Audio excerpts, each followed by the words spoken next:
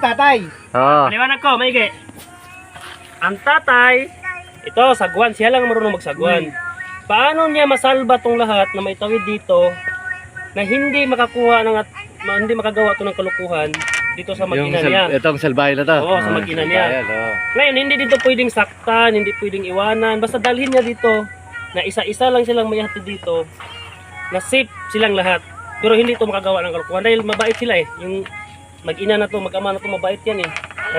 Kahit salbahe ito, kailangan pa rin lang dalhin dito sa kabila. Ah.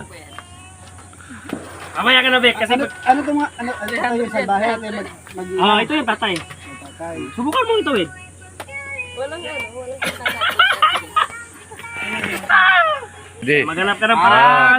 Ganun dapat. Oo. Sinabi mo ito yung salbahe. Oo. Salbahe yan. Kailangan iligtas Gusto mo. mo ikaw na lang yung salbahe.